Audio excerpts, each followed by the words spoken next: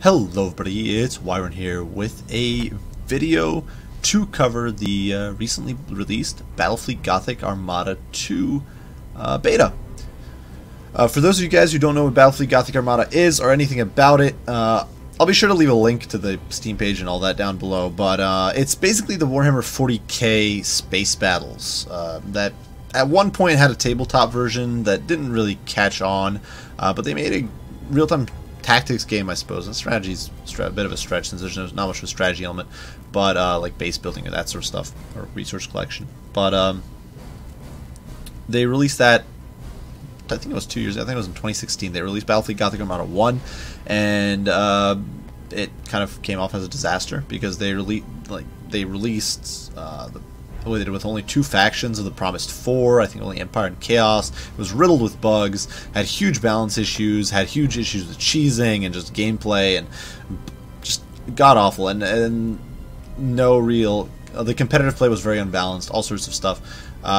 So yeah, it was pretty god-awful, but Battle Fleet Gothic Armada 2, which they decided to follow up, they did eventually sort of fix the game, but the thing is that by the time they fixed Battle Fleet Gothic Armada 1, most of the player base had kind of left, so that kind of ruined it. But Battle Fleet Gothic Armada 2 is supposed to be released in January, and right now it's in beta stage. The first beta is released currently. There's going to be a second beta, I think, in early January, right before release, on January 24th. And so yeah, it's already looking a lot better than the Battle Fleet Gothic 1 did. So I just want to go over it. I want to play a match so you guys can see some of it, and kind of leave some of my thoughts and opinions on it as of right now, because... in case you guys are curious, we'll just show this game on, kind of talk about what it's all about. So as far as campaigns go, there isn't really much to do right now. There are going to be 4 campaigns supposedly at release. Obviously, I'll believe it when I see it, but there are supposed to be 4. Right now, there's only a prologue, which is actually pretty fun. It is definitely very handholdy early on, though that might just be because I'm already used to the game, and a lot of the mechanics just carried over from Battle Fleet Gothic 1, which isn't a bad thing. It's in many ways, it's a much more polished, much better Battle Fleet Gothic 1, which I'm completely fine with, to be honest. I find that fine, but it did mean that the prologue and all the hand-holding and that was kind of annoying, and just got on my nerves. But there will be a campaign for Imperium, Necrons, and Tyranids, so, you know, not bad. Right now, though, you can't play any of those 3, you just get the prologue if you decide to pre-order or play the beta right now. But, yeah, it's not bad, and it's pretty fun, and all things considered, if they do the other 3 campaigns in the current style they're using for the prologue, I think it's going to be with the nice sort of... little cutscenes in between and all that sort of stuff. I think it's going to be a pretty good result for the campaign, and largely focusing, I do believe, on the fall of Cadia and the aftermath. So it's already set in like the current 40k timeline or setup where you've got Primaris Marines and that sort of stuff. It's the stuff leading up to it. So that's pretty cool. Now, as far as the battles go, which is really what at the moment this is more about. Right now the beta is more about balance issues, patching bugs, and that sort of stuff. Well, as far as I'm aware, there's issues with actual multiplayer, ranked and all that sort of stuff. Supposedly there's issues finding opponents and crashes and goodness knows what. I haven't actually tried the PvP yet, so not entirely sure how if that's true or if it's just bugs specific people are having or whatever. Otherwise, though, the game is pretty reworked from Battle Fleet Gothic 1. So going over, there are 12 factions, which is pretty awesome. All 12 factions are going to be there right off launch. Right now, it looks like all 12 factions are in a decent or complete state as far as their actual units and skills and upgrades and all that sort of stuff goes. We've obviously got the 3 Imperial factions, Imperial Navy, Adeptus Astartes, and Adeptus Mechanicus. Then we've got Chaos, 3 flavors of Eldar, one of which is the Corsairs, one of which is the Craft World Eldar, and then our favorite Dark Eldar. Orcs, Necrons, and Tyranids are there as well. And then we've got 2 flavors of Tau. So we've got the Tau Merchant Fleet as well as the Tau Protector Fleet. Surprisingly, the factions actually do seem to have some diversity of units, even the ones that are from the same faction. Obviously, the ones from completely different factions are very different, but from the ones from the same faction, like for example the Eldar, actually seem to have surprisingly different big amounts of differences between the ships. Same thing with the 2 Tau fleets. So that is pretty cool. The sub-factions, which you can see down here, are basically irrelevant. They're basically just your graphical changes. They look aesthetically different, as far as I'm aware.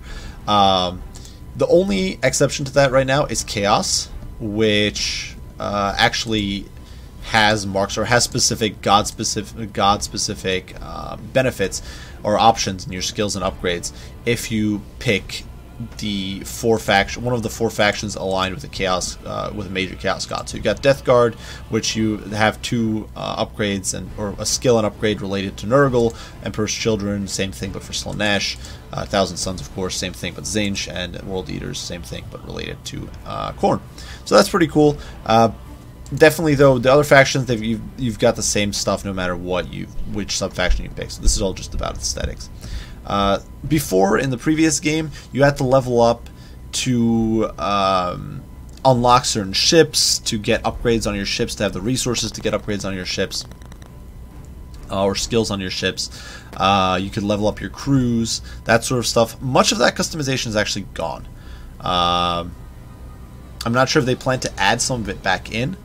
Some of it is obviously for balance reasons. Now before this was a huge benefit for more experienced or more established players in Battle Fleet Gothic 1 was that if you were experienced, you probably had a leveled up fleet, so you would be playing against noobs who did not have any skills or upgrades on their ships. So on top of the experience gap, of the style you have in a game like Total War, you'd have a gap in items or units available.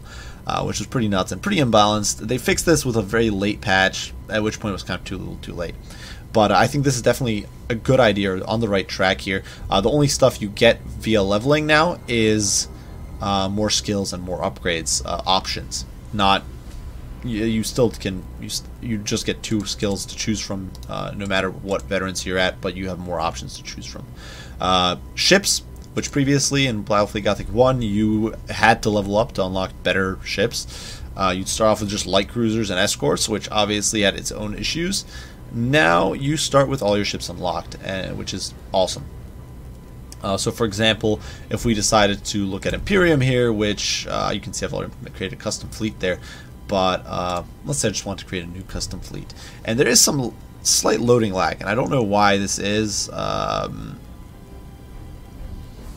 It seems to occur on and off, and I'm not entirely sure why, but regardless, as you can see, you've got your full selection of ships. You've got your escort ships, your light cruisers, battle cruisers, grand cruisers. These were not even a thing back in Battle Fleet Gothic 1, and battleships. So obviously the Imperial Navy has being the flagship, essentially, navy of this franchise or subgroup of 40k. It makes sense that they've got one of the most fleshed out rosters. But it's actually, they've got some new ships from Battle Fleet Gothic 1. They've got a whole bunch of new light cruisers. They've gotten 2 new battleships, the Apocalypse and the Oberon. Of course, the Grand Cruisers. And so all in all, they've definitely had some improvements there. They're pretty slick. And they got the Falchion as well. So they're a pretty slick faction. And as you can see, there's there's no chevroning troops up or any sort of that sort of stuff. It's pretty nice the way some people were complaining that it doesn't feel like 40k as much as Battle Fleet Gothic 1 did. I don't know if they're going to implement a sort of harbor system or a port system like they had, where you could see the ship and sort of admire it and that sort of stuff in Battle Fleet Gothic 1, but what I do appreciate about this new UI is that it's much more concise and much more easy to read. So if we can see exactly what items we've got, we can see exactly what, for example, the launch bay does, or what the weapons do, the light lance turrets here do. We can see the ship's armor, the shields, HP, which is what the hull stands for, defense turrets, bravery. We can see the boarding damage it does, the lightning strike damage it does, what its crit chances are, the troop numbers, all this stuff. There are some changes as far as combat goes. Now you can potentially just kill all the crew on a ship rather than actually killing the ship, which then makes that ship inoperable unless you drop a new crew on it. This is also interesting because well, it leads them to some new play options, especially for factions like Tyranids who have factions or ships specifically designed to kill off crew rather than actually killing the ship. They've also nerfed a lot of abilities. Previously you'd have unlimited recharges or uses on your abilities. Now there's a limited number of uses. 3 ammo on basically everything, like Nova cannons, torpedoes, that sort of stuff, which means you can't just be cheesing and spamming your way through games as easily. And I think that's definitely a very good option, or a very good decision made by the developers. That aside, I'm sure you guys want to see some gameplay, so that's really what this is all about. So I'm actually just going to use this fleet that I pre-made. You can see it's basically a Nova cannon fleet. I did bring it's got an Apocalypse battleship, a Mars, 2 Dominators, Dauntless, or 2 Dauntlesses, and 4 Firestorm frigates. It's basically a Nova cannon-based fleet. We can choose our abilities here. So what I'm going to choose is the improved auger array because I think it's pretty slick, and we'll take the navigational shields so that we don't take extra damage from those attacks. Then the auger probe because I really like having some intel, and then it makes the ship's shields invulnerable with you know, supercharged void shield. Not bad. So as you can see, we've got all our stuff kitted out. We can choose our subfleet. We could be Battle Fleet Solar, Gothic, Armageddon, Backup, Bastion, Coronas, whatever. We'll just be Gothic. We'll be the old classic. So it looks like I actually have to reselect stuff, but whatever. We got this. That's it. So we now go. I'm going to set it to random, and we can launch the battle. And I get to show you guys what it looks like, and hopefully you guys, well, hopefully you guys get a little bit of entertainment out of it.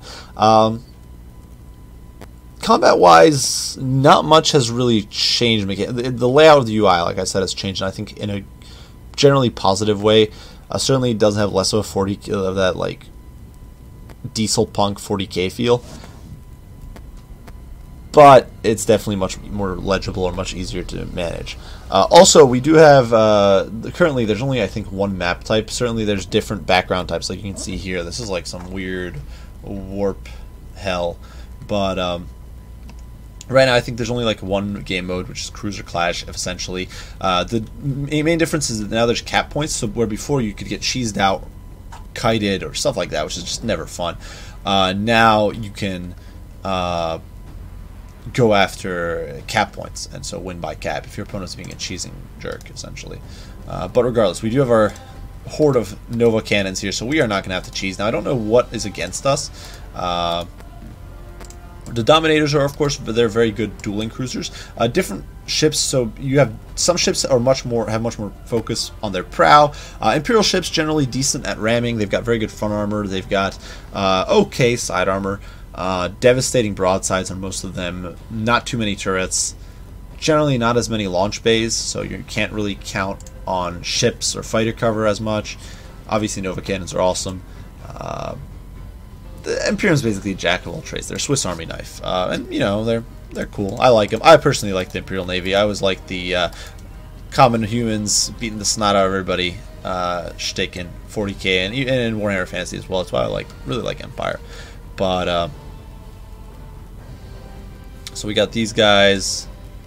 Yeah, why not? We'll put all these battle cruisers, or all the cruisers in together, and then we'll put the 2 Dauntlesses together into Control Group 3. And they can be over here as a bit of a scout group. Actually, you know what? We'll put them off on the flank and have them go do some sneaky shenanigans, try to get up onto that flank cap point. And with that, we are going to be ready. I have no idea what we're up against, so yeah, this might be grim. And this might be god-awful. We are immediately identified, which I don't know what that means. And that cap point is definitely further away than I had anticipated. This could be a little rough. It might be Eldar. I feel like Eldar are the ones who'd have some sort of ridiculous revealing thing. Empire ships obviously not the most mobile. You can see they've got 160 speed, 120 on the battleship there, 200 on the escorts. So, you know, that's not slow necessarily. For example, some of the Orc ships or Tyranid ships, or a lot of them will be sitting at like 140, 120, or really low numbers sometimes. We're just going to cut close. I don't think I'm going to be able to beat the AI to that point. But, yeah, some of those factions have we'll cut some of these escorts over here.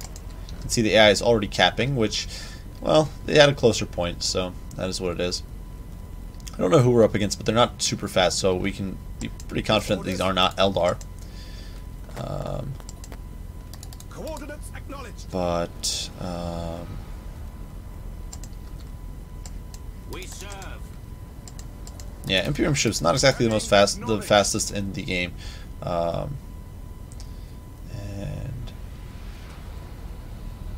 I'm not even sure what the yellow is, to be quite honest. The enemy has seized It's actually something that is not area. described. I think it's your fuel they use for high energy turns and that sort of stuff. But they do have a point now. They haven't actually gone for this point as aggressively as I had anticipated. So we'll get some firestorms over here. We have Nova cannons. Now, one of the really nice things about Nova cannons, we actually lost a turret here. What the heck? How does that work? So one of the really nice things, though, about Imperium vessels is that Nova cannons can be used to teach losers a lesson. They've got extreme range, and right now they actually have 100% accuracy, which back in Warhammer or Battle Fleet Gothic 1, they were like a complete RNG tool. You hoped they made a connection. And sometimes they made a connection. So, oh, we're actually against another Empire faction here. So we can go engage them. We've got our frontal arc set, and we can just kind of focus on them. Alright. Nova cannons. We'll start moving. We'll start going over this way. We'll start sending these light cruisers up there. We're going to ignore... What we're going to do now is we're going to hit our brace for impact so that we're a little tankier. And now, we could actually go after that Dauntless. So that's actually what we're going to do. We're going to try and knock that Dauntless out. We're going to hit it with a Nova cannon. Hopefully 2 consecutive times. You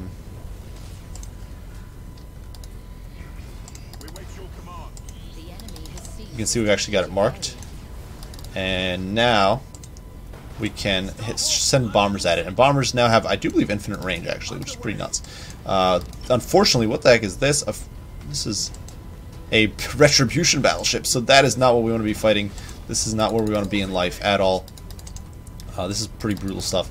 You guys need to brace at best you can, and you guys need to just pull the hell away. Nova cannon online. Try to nuke the battleship. Nuke it. Bring it down.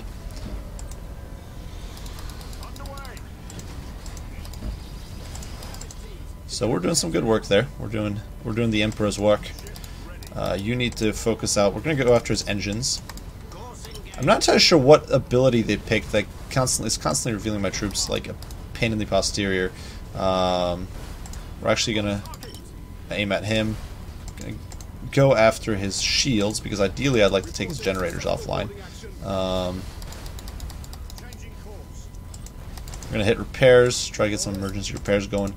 I'm going to start bombarding this guy with lightning assaults. But he's got his shields back up, which really sucks.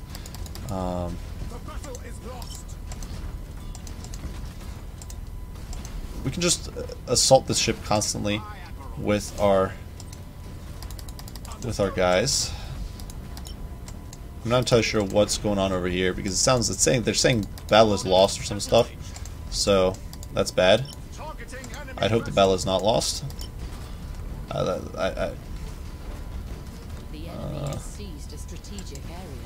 I think there's more. There might be more than 3 ammo on the bombers. It just doesn't really show it.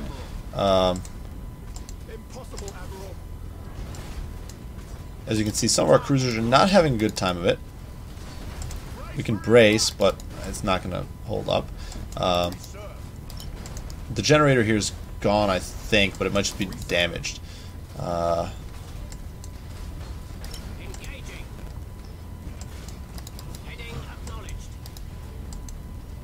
That guy's still alive, which I cannot believe. Good gravy.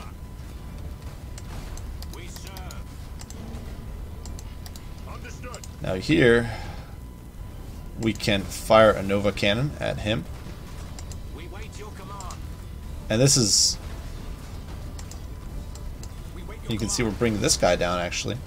We gotta brace, though, because the battleships, they're tanky, but they're not that... Like, especially Imperial battleships, they're good. But they're not, like, infinite HP type good. They will definitely die if you let them get pounded into dust.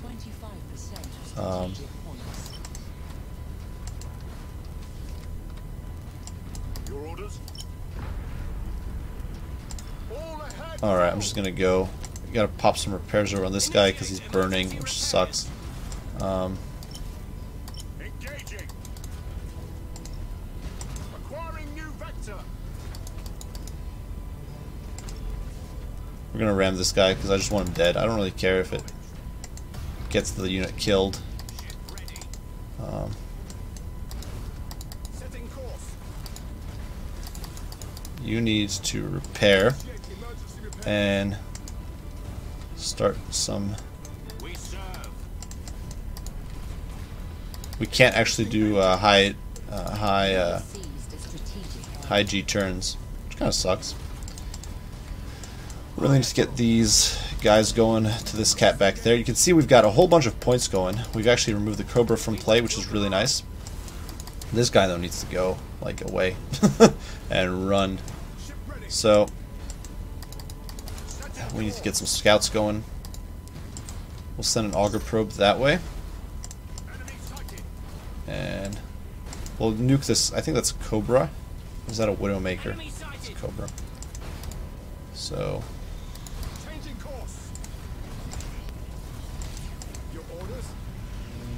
we're gonna have to execute this guy, which is gonna damage me, but I gotta take it. I gotta take the L there. We're pushing. At this point, I think it's basically guaranteed we win. What is this? Is this... Crap. Oh no, it's an Emperor. That's really bad. And I just wasted my shot on him, which was a huge mistake. I'm out of ammo on my Nova cannons. We just lost our flagship, which is really bad. Yeah, that's not good. We can hit repairs.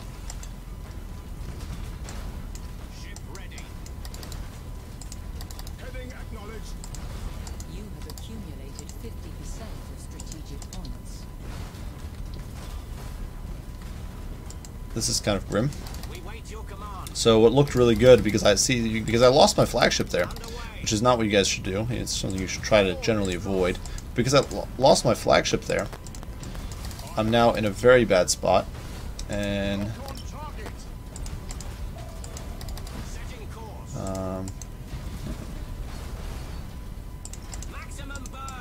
I need to get like...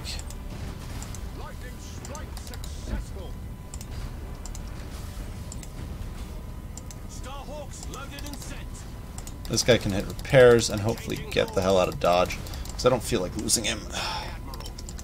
And it looks like we're holding out. Okay, we did lose that Emperor ship. This guy's not coming back because I have no control and I've got no way of recovering control, but I can get that guy in there. And so then I can stop there and start capping. As you can see, we are giving these traitors a beating. This guy's getting pounded, unfortunately, but at this point it doesn't matter that much.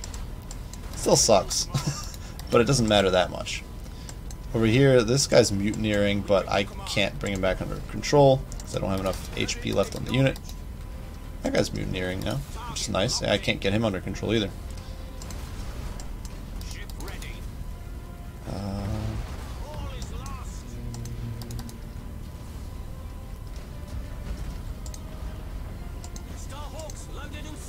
So this guy's a priority target. We'll try to hit him with... We're out of Nova cannons, which is a big problem here. That we don't really have Nova cannon shots. I kind of wasted some of mine as well. We can certainly cap, which is nice and all. What is this guy? He's a battlecruiser Armageddon. I think they might have gotten more resources than me. Maybe they just didn't waste as much on something. I don't know what they... Huh. I'm not really sure.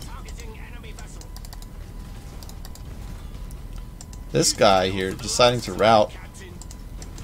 I need to get him out of dodge. The problem is I can't, at this point, I can't order him to do anything. So Your orders? can increase the morale, which is good. We wait Can your really command. retreat with him. Just keep our leadership up, essentially. Engaging engines. The enemy is seizing one of your strategic areas. Yeah, they're You seizing one of my seize the areas. strategic area. I'm gonna send the Firestorm because it's not really doing anything over there. I'm gonna send it to Cap over there. Like, we might win by Cap here because Shark assault boats on their way. we can run behind this guy. Setting course. Boarding teams have crippled the enemy. You have accumulated 75% of strategic points. Your orders? The enemy has seized a strategic area. So you can see we're kind of pounding those guys there, which is nice. The Emperor does not have torpedoes, which is what a lot of Ship ready. a lot of Engaging target. Aye, Admiral. come on. Course engaged. I also think I forgot to use my I had an ability, I think, that lets me like supercharge my shields or something, which I kept forgetting to use. So yeah, that was also bad. Changing course. Impossible. This is also bad to be engaged in with a battleship in a straight up slugfest, because the Emperor's not good in a slugfest, but it's probably better than a cruiser. Fun fact of the day. Heading acknowledged. Starhawk bombers on him. At this point, we're out of. My engines are messed up, which I need to get fixed if I can, but I don't know if I'll be able to. Your orders? Underway. Brace for impact. We serve. Aye, Admiral. We'll be able to get this guy over there. Hopefully soon. We're actually, because we managed to evacuate that one ship away from the fight and it's still around, I think that's what's keeping us in the fight as well. If it had died, we'd probably be screwed right now. This guy needs to just not do that. Engaging engines. We're getting boarded now. So big mistake here was just not using my Nova cannons correctly. I should have saved them for the more critical fights later on in the battle, but I did not. Command. We'll get some repairs here. The Emperor. We're no longer able to do much of anything except die. But yeah, I think we're gonna win because we did manage to win by cap. Course engaged. You are close to victory by strategic points. The enemy has accumulated. We'll focus fire on his weaponry. I suppose we could have gone after his weaponry. If you manage to crit weaponry, like it turns into like a red status, that means the weapon is no longer usable at all and it can't be repaired. There's no more way to repair it. Right now we're basically just picking apart this guy's troops, which is not necessarily what we want to be doing, to be quite honest. Your And orders? you can see here light critical damage, heavy critical damage. The Lance turret is out. In course. So yeah, basically see what's going on. I do like the fact that you've got these like specific things that will tell you exactly what's wrong, so you're not stuck guessing. We're gonna try to cut across this guy's prow, which is not ideal, but what can we do? I'm curious to see what ability he had that was constantly revealing me, because that was nuts. Execute high energy turn. I'm gonna get behind him. As you can see, we're not really able to bust through this guy's shields, and he's actually able to get whole boatloads of summons on us. Disengage. But at this point, it's not going to matter, I don't think. Ship ready. We can't even prevent the mutiny. Setting course. So, yeah. But we're going to win by cap. But yeah, keep that in mind. You can win by cap in this game, even if you don't win by actual legitimate means. So you got to play the objective. Obviously, this is an easier AI, so against people, this might not work out. Then again, against people, you're not going to get, I think, such a ridiculous mismatch of items or of ships, because I think the AI there had like more resources than I did. I think there's like a random number that the AI gets. So technical skills. So they got the Emperor's Turret, which reveals the marks as ship, which I did not obviously have. Some of these things are not stuff I've upgraded or I've unlocked yet. And I guess the AI gets everything because it's AI. But regardless, I do hope you guys kind of enjoyed the video. Hope it gave you some idea of what's going on. I definitely do like the battles better. I do think that if there was a little more balance with just how many units the AI gets or like exact points that it gets, that would be good. One of the things I'm most hoping for right now, besides obviously having campaign and more battle types and all that sort of stuff, and getting into some multiplayer, is I'm hoping that they make it so that the sub upgrades actually start having some changes to your skills and upgrades. Because the fact that now you can't customize your crew, the fact that you don't have marks or specific sub options like before in the first one, you had you could, as Imperial Navy, you could specify to be working with the Inquisition, the Space Marines, the AdMech, and there was one other that might have just been generic Imperial Navy. But regardless, you got specific benefits with Deficit Astartes. If you had specific chapters, you'd have specific benefits. With the well, AdMech wasn't there, but with Chaos, obviously there were specific marks, which is the only thing that's really present right now is marks. But for the Eldar and stuff, they had associations with specific craft rules to give you specific sub options. And I think that would be cool if they added that for all factions. The fact that right now only Chaos has it for like 4 of their sub factions is kind of a little disappointing. I wouldn't mind it just being 1 or 2 skills for each sub faction, but just a little bit for flavor outside of just appearances would be pretty nice. Otherwise, the game's pretty fun if you like this sort of combat, this sort of fleet battle games. It's essentially a fleet battle game. Yeah, I'm trying to think of what to compare it to. Definitely better than, say, Total War's fleet battles, but that's not really something to compare it to, I don't think, because that wasn't really meant for naval combat. There's not many naval combat games out there, but this generally is pretty comparable to them. Bit like a better Empire or Star Wars Empire at War.